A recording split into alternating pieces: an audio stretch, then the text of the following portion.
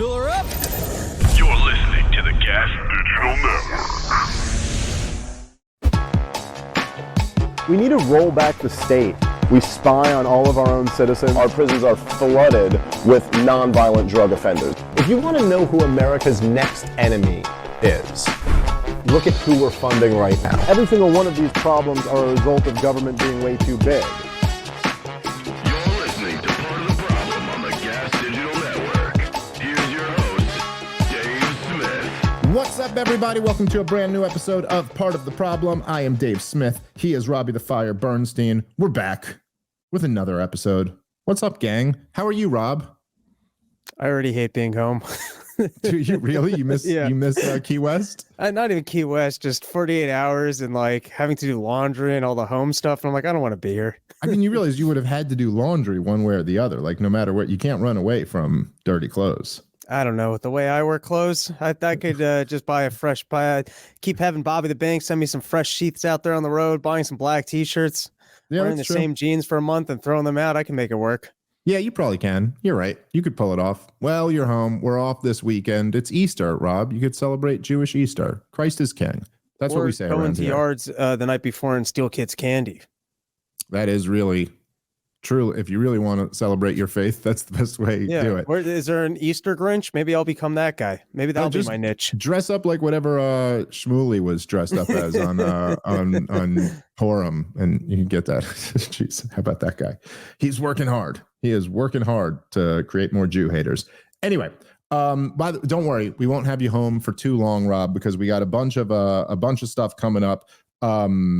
Hold on, let me pull it up right now. The next stop is Portland at the Aladdin Theater. Really looking forward to this one. The first time me and Rob have ever done a theater show together. So this is going to be a cool one. The Aladdin Theater in Portland on April 12th. Please come on out to that show. Grab tickets now at comicdavesmith.com. And then we're back out at the St. Louis Funny Bone, one of the most fun weekends of the entire year last year. So I can't wait to go back there. And then Tacoma and Spokane, Washington, Atlantic City, Nashville. Oh, we just added Las Vegas at the Wise Guys out there. Bunch of cool stuff coming up. Really looking forward to it. And I'm making this announcement early because I want to make sure that people get this information now, okay? Because last year, more so than any other club I've ever done, I got a lot of people who were bummed out last year when I did the mothership, because that club just sells so many tickets itself. So all the shows sell out very quickly there because it's the hottest club in the country. And so there were actually a lot of our fans who were like, oh, I really wanted to come out to the show, but the tickets were all gone. So listen, I am back doing a full weekend at the Comedy Mothership in Austin, Texas, July 12th, 13th, and 14th. The ticket link is up now. You can get them on the Mothership site, and it's up. It may not be up on my site yet, but it will be within the next couple days. Go if you want to come see me in Austin, get tickets now, because this club just always sells out. So make sure you go get those tickets now, because I want as many of our people to come as possible. And it's just, if you haven't been there yet, it's just an amazing comedy club, and it's so much fun. So anyway, go check out all that stuff. comicdavesmith.com for all the ticket links, robbiethefire.com for all Rob's headlining stuff, and Run Your Mouth is Rob's other fantastic podcast. All right, there's a bunch of stuff going on that I wanted to talk about. I don't really have that much to say about this bridge in Baltimore, but that was pretty goddamn nuts. Have you watched the video of it, Rob? Don't look like an accident. I don't understand how you steer yourself exactly into a pole and then go, hey, the power's out. It's listen, I know. I was literally just talking about this before Rob had to restart his computer because he was having some glitches. And I was talking about this with Brian, and I was like, listen, I know this is totally speculation, and it's totally amateur hour speculation. So I'm not I don't understand any of these things. And it does remind me of when people are just judging by the naked eye what the towers falling down looks like to them. That's what you came in on me saying. That it's they'll be like, wow, look at the way it's falling, it looks like a controlled demolition. And it's I'm not even saying it doesn't. I'm just saying, how do buildings look like controlled demolitions when they just fall down? You know what I mean? Like, I just don't know. And there's a lot of people who don't know. I'm not even saying that any one side is right or the other. I'm just saying that there's so many people who don't know who will immediately have an opinion on that. And I hate that. That being said, let me do that now. There is something about the visual of watching all of the lights go off and then it turn to precisely meet the column of the bridge. It was not on the trajectory of hitting the column. It turns to meet it and drive directly into it. That does, to my dumb naked eye, look very suspicious. That's all I'm saying. And it also seems like someone got like the report on how to easily take down critical infrastructure, where like you watch the engineers describe, yeah, if you hit that thing, that bridge is collapsing. And you're like, is that, wow, who would have known that that was that easy to just take out?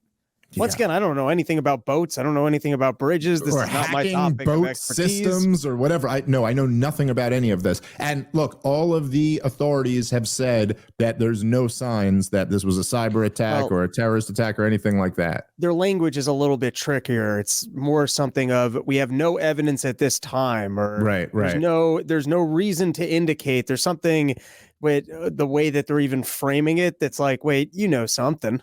Yeah, it's look, I have no idea. They're saying the signs point to like a malfunction of some sort. Perhaps that's all true. Thank God this wasn't during rush hour. That is a very busy bridge. I mean, I think a couple dozen people did die in it. Is it horrible? Do you see one of the crazy things about watching the video is you see like there's like a couple cars that get by right before it happens. Oh, that's wild. And you're just like, oh man. I guess my point is just that things are not always what they seem to be to the naked eye. I don't exactly understand what's going on here, but it's a crazy thing. And in some ways, it's very symbolic of where America's at. That's how things are going. Going about as well as that bridge down in Maryland. It's always a weird guessing game within the first 24 hours of the news. And you don't get much other than every local official talking out about how horrible it is and the community work they're going to have to do. People taking the opportunity. I told you we needed infrastructure for our bridges, or here's why I told you this. You know, everyone hops on it for their agenda. With all that being said, the administration would have a reason to try and cover up for a terrorist attack coming close to an election. Sure. I mean, especially as we just pointed fingers at Russia and going, oh, look at how weak you guys are. Look at what you have to contend with. And as people have been pouring over, imagine if this actually was like someone who came over the border and just pulled this off, it'd be the end of the administration. I have no evidence to say that it is. I'm just saying it's a guessing game within the first 24 hours. And when you see something that looks like, it doesn't look, what are you telling me? A guy really passed out at the wheel and managed to steer it exactly into that thing at the exact time you'd make that turn. It looks a little odd. You know, I remember Pat Buchanan talking about years ago. He was always a big border hawk. And I will confess, I always really loved reading Pat Buchanan's books because the guy's just brilliant and he's an amazing writer. I highly recommend, like literally whatever the book is, pick it up and read it. If it's a Pat Buchanan book, it's so good. There's a bunch of them, but like Where the Right Went Wrong was amazing. Suicide of a Superpower, A Republic, Not an Empire, Churchill, Hitler, and the Unnecessary War. There's so many just amazing books. But anyway, so this is like years ago. I remember reading his books and like, I don't know, it was during the George W. Bush administration, and he'd always be such an immigration hawk. And I thought I always thought that issue he was just a little nutty on. And I was just I really was at the time, like, I was like, he just really like, he really idealizes like the 1950s American values. And as a conservative wants to stay there. And he doesn't like that the racial demographics are changing and stuff like that. In hindsight, looking back at it, I'm like, wow, he was really ahead of his time and onto something. And I think the points he made were actually pretty solid in hindsight. But anyway, I remember him talking about during George W. Bush's administration, he was complaining about how open the border was back then. So you can imagine, I'm sure he's quite furious right now. But he said, and he goes, look, if a terrorist attack comes through this wide open southern border, that's it for George W. Bush. Like, he will never be forgiven. For history, he will be known as the guy who, after 9/11, didn't secure the border. Like the most basic thing that you'd think should be done after 9/11, and not just secure the border, but like secure the immigration system in general. And in fact, it's one of the things that never gets talked about the story of 9/11, but in many ways, it was a failure of immigration policy that these guys were allowed in. Anyway, it is very true.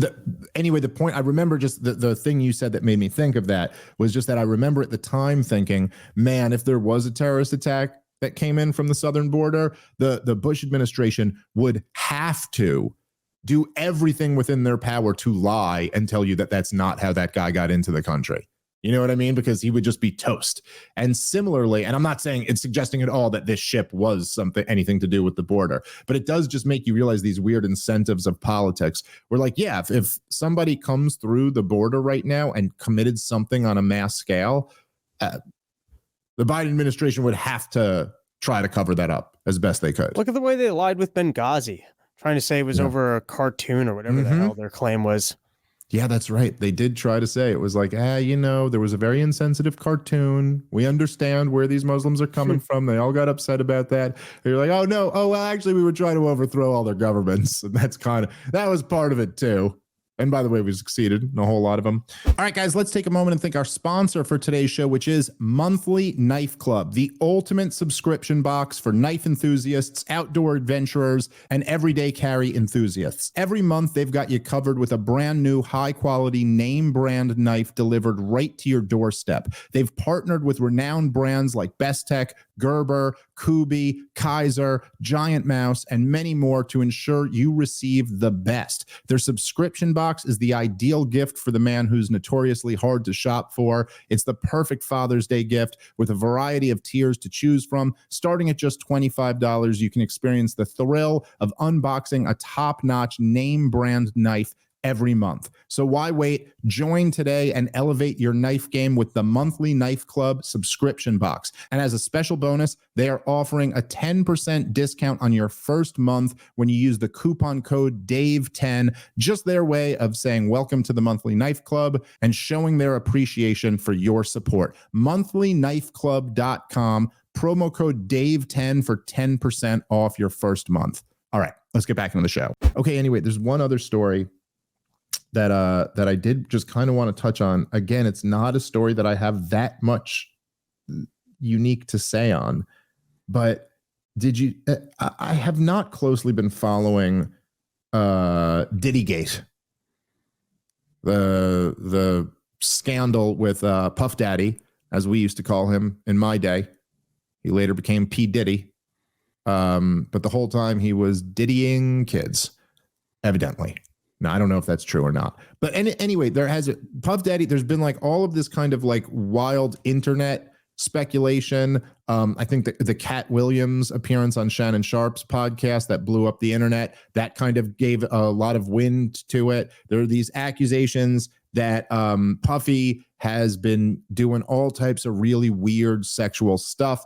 The allegations range from that he was doing weird stuff with kids to this kind of broader allegation that he was essentially serving some type of Epstein-like role within the music industry, getting people to do either illegal or embarrassing sexual things and then blackmailing them with that information.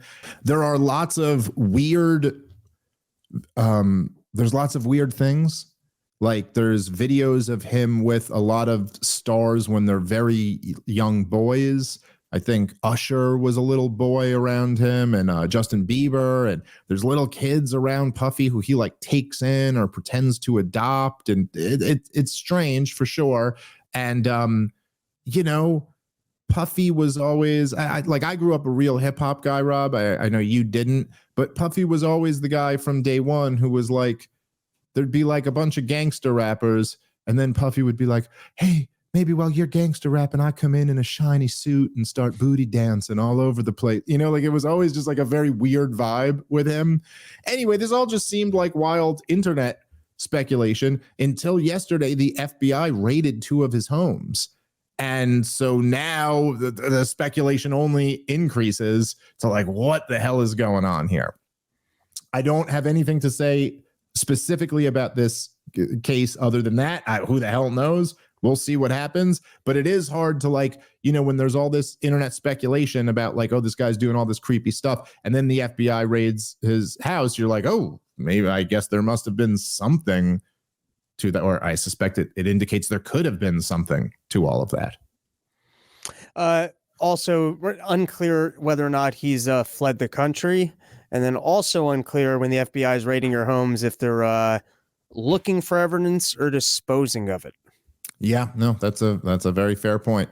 It's never clear what side the FBI is on, but we certainly know they're not just blindly on the side of justice. So who knows what they're there to do? On the Epstein side, it was we gotta go. We have a safe we gotta lose. It was the safe. It was the safe disposal team. Yeah, it's really something. I will say that there's something. It's kind of like a bigger theme that does seem to be part of whatever it is that we're living through, whatever this moment in time is, whatever this, this chapter in the cycle of humanity is. And I've been thinking about this with, even with the thing, with, as I mentioned, with Cat Williams going on Shannon Sharp's podcast, with Tucker Carlson getting fired and going to Twitter, as we've talked about many times on this show, there's just this interesting new dynamic. Like, things are so crazy this year. The country seems more chaotic and out of control and on the precipice of disaster than it's ever seemed in my life. But at the same time, there's this whole new dynamic now where, like, almost people cannot be disposed of the way they used to be. It's not the old game where, hey, if you fire the guy off his TV show, then that's it. He's done. Nope, actually, he's bigger than ever. Oh, Cat Williams, the guy the industry decided isn't going to be the guy because for whatever reasons. Well, he goes on and he got like 50-something million views on that podcast. It's like nobody does ratings like that. You know what I mean? And like and there is something interesting where the people who had the power, who were able to put their thumb on the scale, seem to be losing a lot of that. Like in a previous time, the Jeffrey Epstein story simply never would have come out. Or if it had come out, you'd have heard one little thing about it, and then you'd never hear anyone talk about it again. And that's that. And maybe there'd be someone who wanted to write about it in a physical newsletter that they would distribute that maybe reach 300 people. But it wasn't like they could just reach millions of people like this. And I'll tell you, there was another thing I was thinking of just this morning. That guy, Jared, who was Steven Crowder's co-host for years. They called him Not Gay Jared on the show, but he just put out a video about how fucked up the way Crowder treated him was, and how he's got him under all these NDAs, and he's basically just bankrupted him through legal fees, and he's not allowed. Did you see that, Rob? I saw it when you retweeted it. I wasn't familiar with him, but it seemed harsh. Yeah, I mean, like, imagine, dude, like, if I had you under some type of contract. Here, spoiler alert, I don't have anyone under contracts. I've never signed a contract with Gas Digital or with anybody else. We all I don't even think we ever officially shook hands. So I'll just like, hey, you want to do my podcast? But imagine, like, how, like, vindictive and evil it would be if, like, you wanted to leave the show and I had you in a thing where you can't work anymore. Like, if you leave me, you can't do stand-up comedy or do podcasts anymore. And you're just like, Jesus Christ, dude, this whole career I built is gone now just because. And I'm not saying like 6 months off, like you just can't ever do it again. It's just, anyway. But the point is that now that's all coming out and it's going super viral. And it does seem like there's something about the time that we live in where it's just very hard to keep secrets.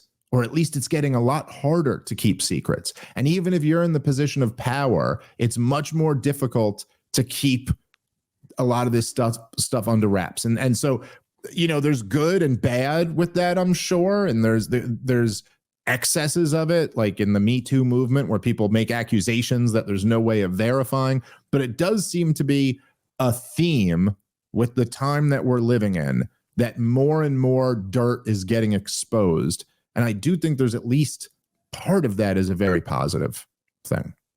I guess that's all I'll say. I think we also kind of live in a landscape now where people don't just want to consume your art. They kind of want to consume you.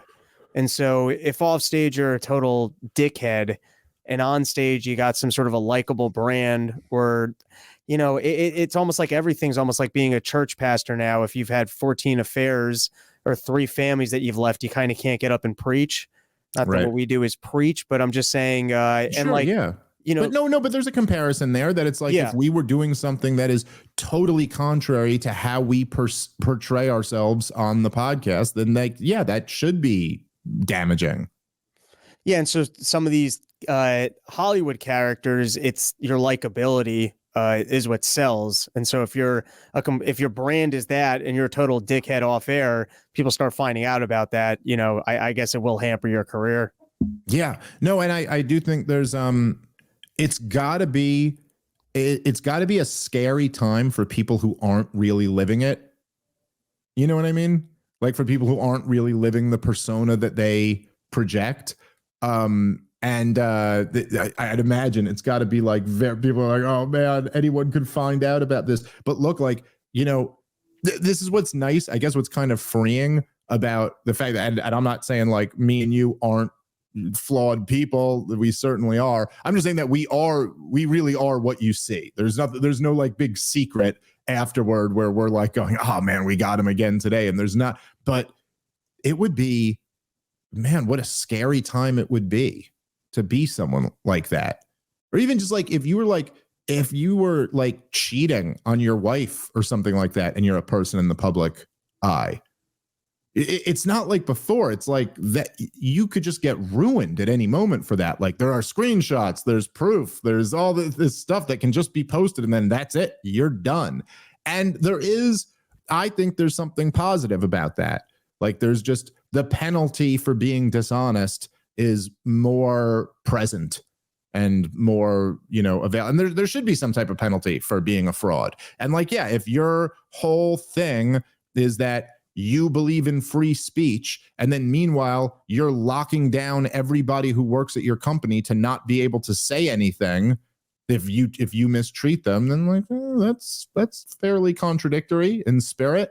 And so I think that's a good thing if that gets exposed. And like, you know, and certainly if someone like P. Diddy or someone like that's doing really awful things to people, then like, yeah, that's great if that gets exposed. So anyway, we will see what happens. All right, guys, let's take a moment and thank our sponsor for today's show, which is Oxygen Health Systems. Jumpstart your health and wellness with a hyperbaric oxygen chamber. Benefits include a boost in energy levels, decreased inflammation, anti-aging benefits, improvement in memory and overall brain function, plus an increase in melatonin for better sleep. Owning a home hyperbaric chamber from Oxygen Health Systems is now within your reach, and Oxygen Health Systems chambers integrate progressively advanced technology with amazing new features. It also fits comfortably in your home. The Lux Air Hyperbaric Chamber from Oxygen Health Systems is unique in the industry and considered the Tesla of portable hyperbaric chambers. Take advantage of this $500 savings on the Lux Air Hyperbaric Chamber today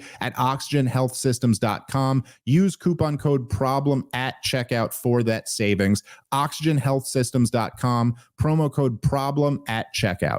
All right, let's get back into the show. All right, moving more into the stuff we usually talk about in the realm of news.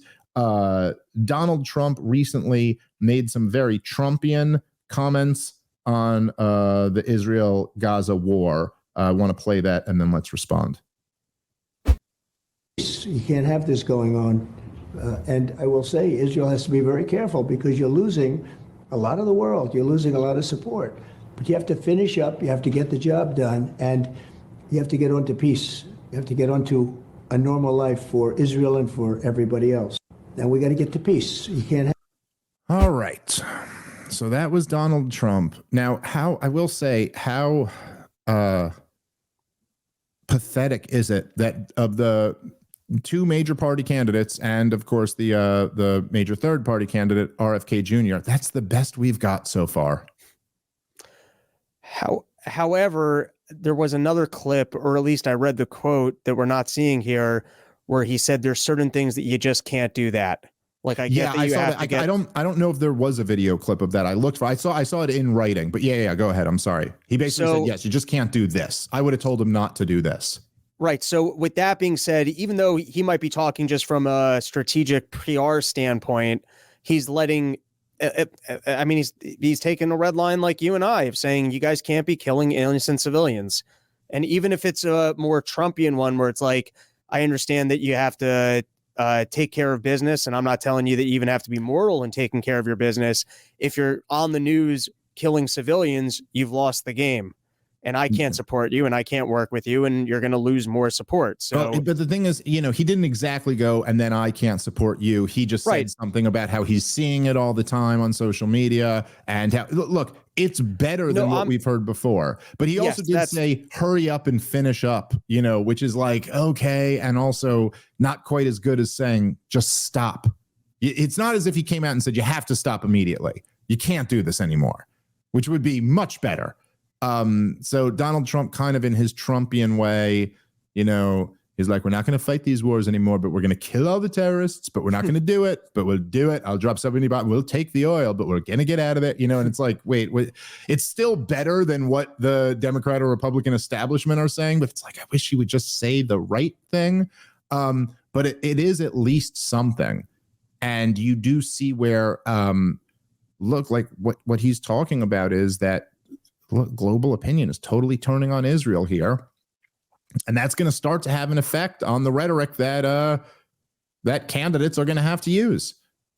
And so, anyway, it is it's at least somewhat of a departure from what he said. And this is also, of course, the problem with Donald Trump also is that he was on God, who was it on with? I can't remember. Somebody over at Fox News. I can't remember who was interviewing him, but it was just about a month ago when it was, or maybe it was in response to the State of the Union or something like that. And he said, they were like, look at, the Fox News guy was like, look at Joe Biden being weak, talking about humanitarian aid. Israel's our strongest ally, blah, blah, blah. And Trump went, I was always the best ally to Israel. I'll be so much better for them than Joe Biden and all of this. So you kind of never know. It's like Donald Trump. He's always on every side of every issue. And then you just got to figure out, I don't know, whoever the last guy in the room with him, I guess, will be the one who influences him. But I will say it's at least something. It's at least a little bit better. At least injecting an ounce of sanity into the debate, which is like, oh yeah, the goal is to move toward peace, right? Right? The goal isn't just to murder people. Okay, can we all agree with that as a starting point? Of course, recently, Benjamin Netanyahu just seems to have canceled a planned trip to America, although he's sending one of his top officials over here to request more weapons. And, look, the bottom line is that as long as we are arming this conflict, it doesn't matter what you say about how we think Israel should pull back a little bit. We think they shouldn't be quite as reckless when they kill all these innocent people. If you're giving them the weapons to go do it, you're on the hook for it. It doesn't matter what you said after that. If a guy comes over to you and he goes, I'm so mad at this guy, I'm ready to go murder him. And you go, okay, well, here, you can borrow my handgun. But I really would appreciate if you didn't murder him.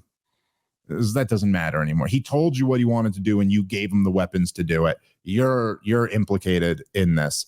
And so anyway, Benjamin Netanyahu, I guess, is pissed off because Blinken and Biden have been saying like, hey, you really shouldn't be killing so many people so recklessly.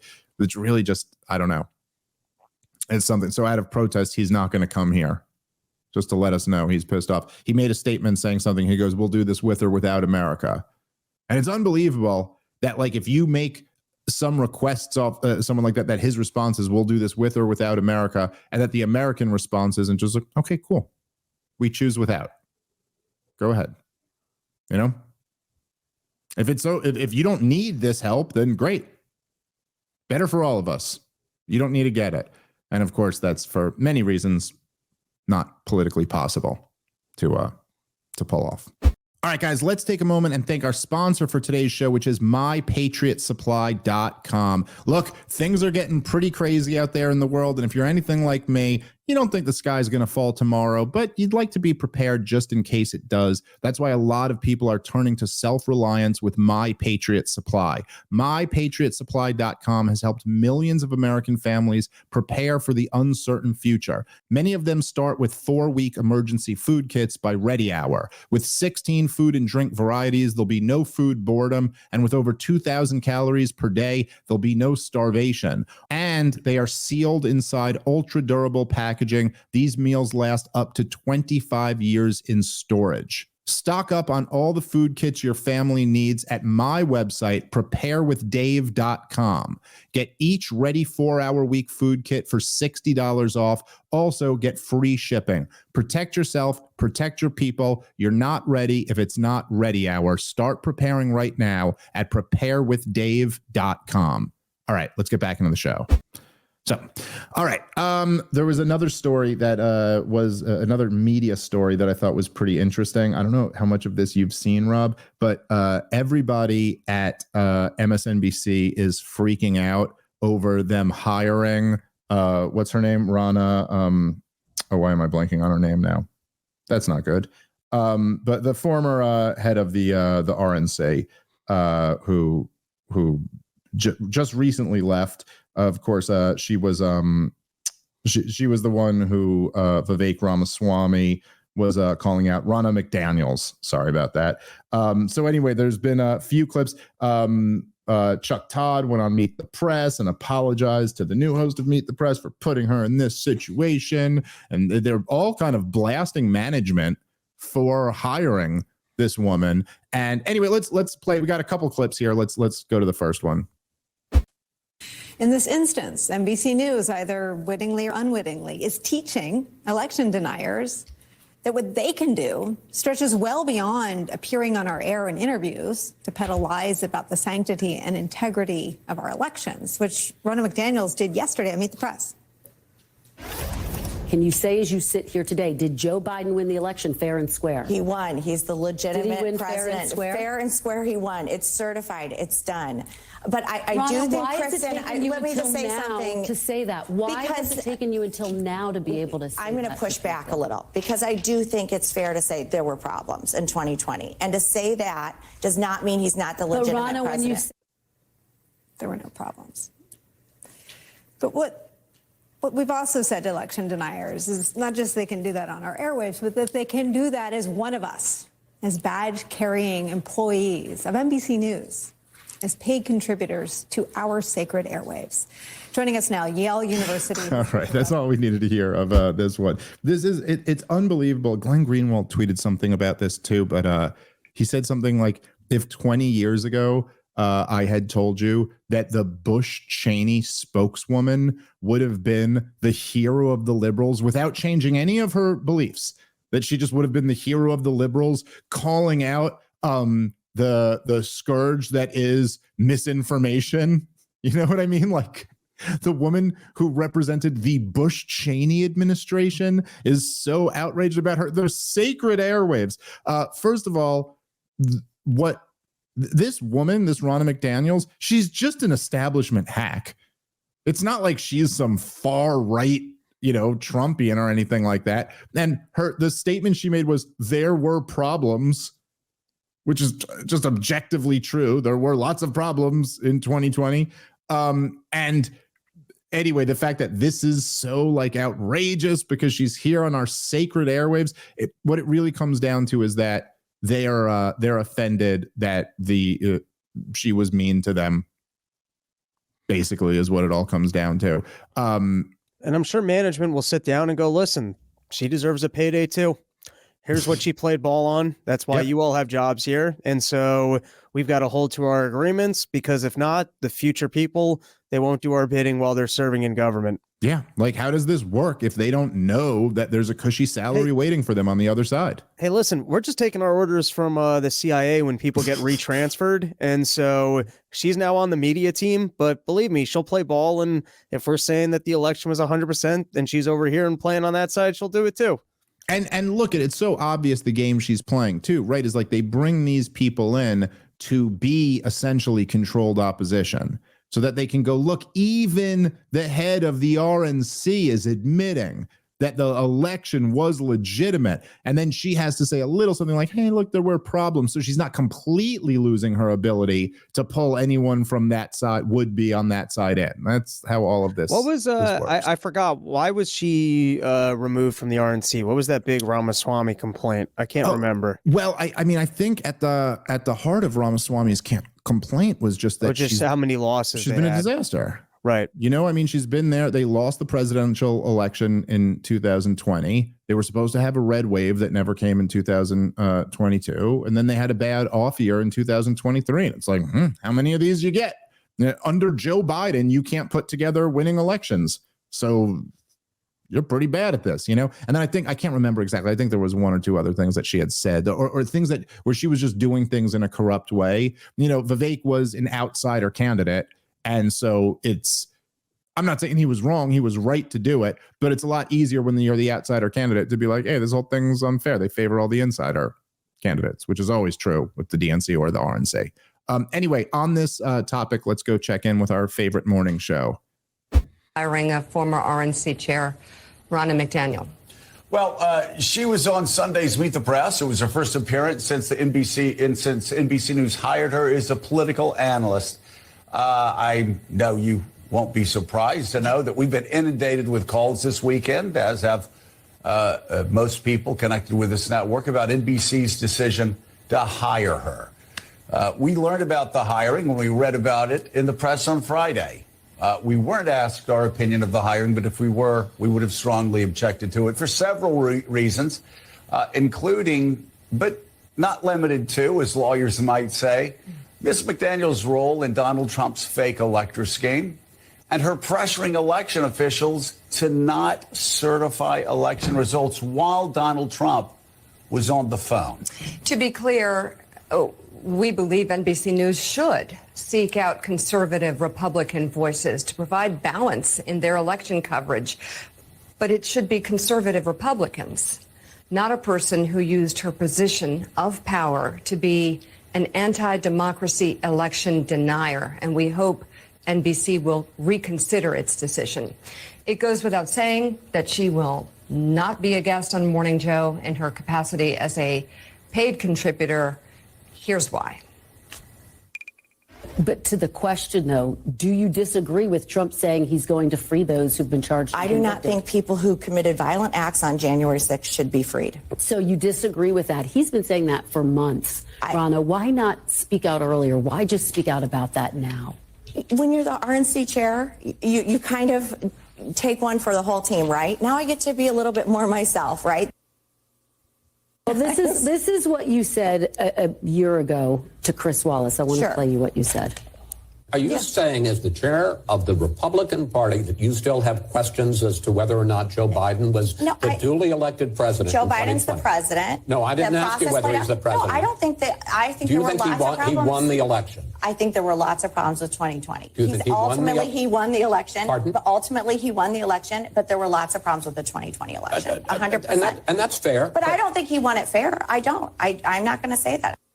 So you didn't say he won it fair at that point. Can you say, as you sit here today, did Joe Biden win the election fair and square? He won. He's the legitimate win president. fair and square? Fair and square, he won. It's certified. It's done.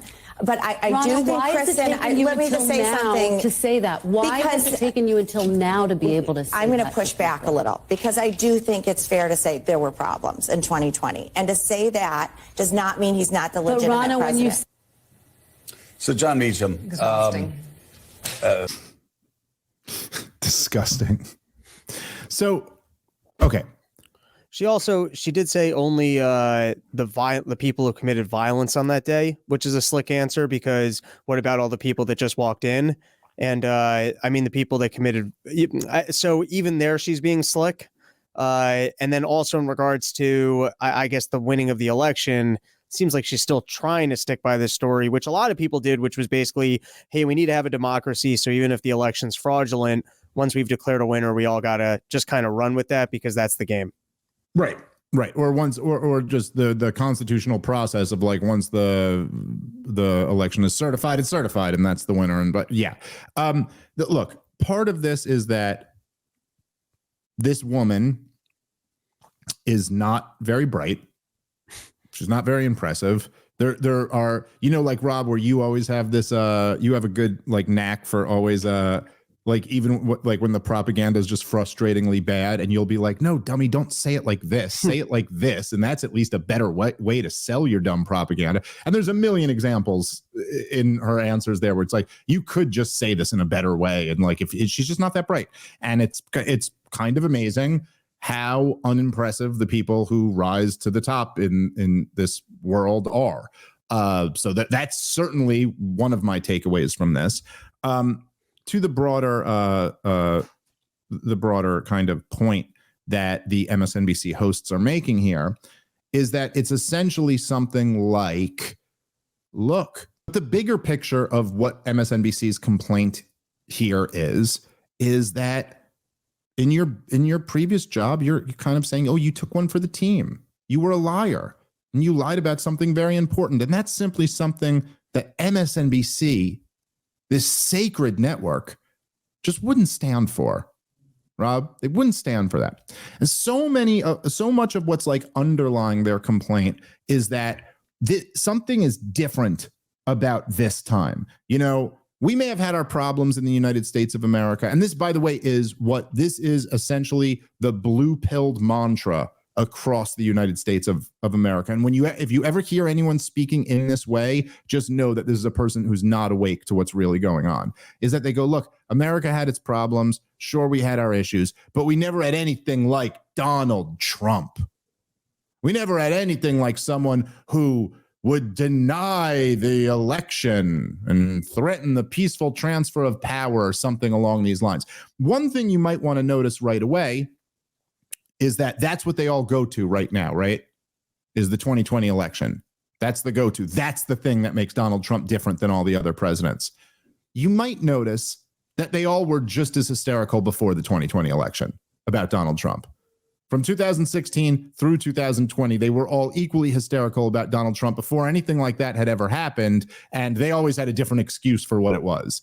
It was Russia. It was racism. It was separation of families. There was always like a reason why, you know, whatever happened before Trump, that's yada, yada, yada. There might have been some problems there, but oh my God, this is so much bigger.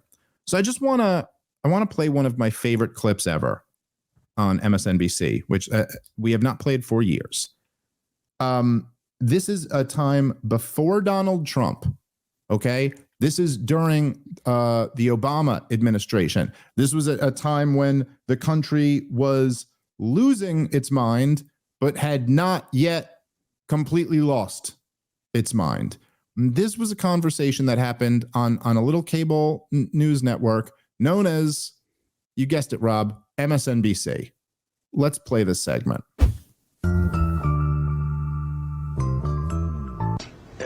This question of transparency, I think, is the deeper and more important one. And I think the point that we all kind of agree with at the table is that there's no great democratic stake in whether we can see a picture of the president and Tiger Woods golfing. I mean, I think that's my own personal view. Yeah, I don't care about that. What I do care about is like un-American. Yeah. What I do care about is, say, the administration's, the OLC's legal rationale for a decision that it can kill American citizens in certain circumstances if they're an Al-Qaeda operative. Whether they can do that here without due process, whether they can do that here, and on this issue, particularly on national security issues, I feel like there really has been a transparency problem. I want to just show a little bit of montage of the White House responding to questions about, say, the drone program over the years. In the President's Google Plus video chat, he acknowledged for the first time the classified drone program. Why did he do that? I'm sorry, can you be more specific? The former Director of National Intelligence, retired Admiral Dennis Blair, said, I believe yesterday, that drone attacks, unilateral drone attacks in Pakistan actually did more harm to U.S. national security interests than good. Does the White House have any opinion about these remarks? We believe our relationship with Pakistan is essential to fighting terrorism and terrorists. The New York Times reports that Vice President Biden, in these sessions talking about the way forward, has pressed specifically for a strategy that elevates the use of unmanned aerial vehicles, drones, and de-emphasizes U.S. combat forces on the ground. Can you tell us if that's true? Major, I think you can understand why. I'm not going to get into internal discussions. You know, if that's true or not. I'm not going to get into it. Okay, so let's pause it right there. So if this is, they're playing clips of, now also keep in mind the time here is that this is Obama's first term. George W. Bush had like crazy low approval ratings on the way out. Barack Obama won a landslide victory against John McCain. There was no real threat at the time by the Republicans because Obama had just dominated them. And so these kind of left wingers on MSNBC, and they hadn't gone woke and insane yet. That hadn't happened yet. So they were a little bit more free to be like, yeah, you know, we love everything about Obama, first black president, but you know, there is something a little bit, he's kind of saying he can assassinate American citizens. That's a little iffy. They were like free to talk like this. So after showing this montage of his press secretaries just refusing to answer questions about his he was specifically being asked about the drone campaign in Pakistan. They turned to his press secretary, who had just been hired by MSNBC to be a contributor. And here's the conversation they had. Understand, Robert, why? I mean, you had to put that last picture up, didn't you? Yeah, well, I mean, you know, we got the guy. I guess, you know, I should say in defense of White House press secretaries, they do not make the decision. They're the person that gets sent out to say what we can and can't talk about. My sense is that they don't make the decision about whether you're not going to or not going to talk about the drone program. But do you think the White House has been forthcoming, sufficiently forthcoming? We have these 7 memos right now. We haven't seen any of those. The white paper got released right before Brennan by the White House, but leaked apparently. Do you think that you've been sufficiently forthcoming and the White House has been sufficiently forthcoming on this stuff? Well, I think you've seen recently the president discuss the need and desire to be more forthcoming. I certainly think there are aspects of that program that are and will remain highly sensitive and very secret. But let me give you an example here, Chris. When I went through the process of becoming press secretary, one of the first things they told me was, you're not even to acknowledge the drone program. You're not even to discuss that it exists. Wow. And so I would get a question like that, and literally I couldn't tell you what Major asked, because once I figured out it was about the drone program, I realized I'm not supposed to talk about it. But here's what's inherently crazy about that proposition. You're being asked a question based on reporting of a program that exists. Right. So you're the official government spokesperson acting as if the entire program, pay no attention to the man behind the curtain. Right, yeah. I think in many ways, and I think what the president has seen, and I have not talked to him about this, so I want to be careful. This is my opinion. But I think what the president has seen is our denial of the existence of the program, when it's obviously happening, undermines people's confidence overall in the decisions that their government makes. And in order to bolster that confidence and bolster the belief that we're making those correct decisions on this policy, you do have to lift the veil some to both acknowledge that it exists, as he's done, but also to do it in a way that provides better understanding. I will say, ironically, the time in which the president probably talked most about the drone program, interestingly enough, was in an interview on The Daily Show with Jon Stewart. So going back to that earlier discussion, well, why do you give this person or that person an interview? Jon Stewart asked a good question and then gave the president the space to give an answer. And my sense is that even though you might say, boy, I watched Jon Stewart, and Jon Stewart probably votes for Barack Obama, but other than Mitt Romney, John asks a very smart question and then gives the president the space to give him an answer, and probably would have held him accountable if he would have not. Oh, yeah. All right. So that's what I wanted to get out of that clip. So this is pre-Trump, pre-election denial. This is the standard of integrity that MSNBC had. And by the way, of course, this is just one person who was hired there out of, we could have picked 1,000. You know what I mean? You're going to pick John Brennan or whoever. They hire the head of the CIA to come be a what do you call it? A contributor at the network. But here you have Robert Gibbs, who is talking to them about how he had to lie in his previous job and how there was a program that did exist, and it was a program of what? A mass murder program. A pretty serious thing to be asked about. And he's talking about how his job was to mislead the press about it, and they all giggle and laugh as they hired him, and he just went on to be a contributor at MSNBC. So I'm sorry, but all of this outrage about this is not like the press secretary who was lying about a mass murder campaign. This was the head of the RNC. She's organizing support for candidates. This is nothing compared to some of the monsters that they've hired over there at this network. So all of this outrage about oh my God, she's admitting that she wasn't completely telling the truth in her previous position. Oh my God, how horrible this is. It's all complete bullshit. Just all bullshit. This is who they are. This is who that sacred network employs. Scum like this.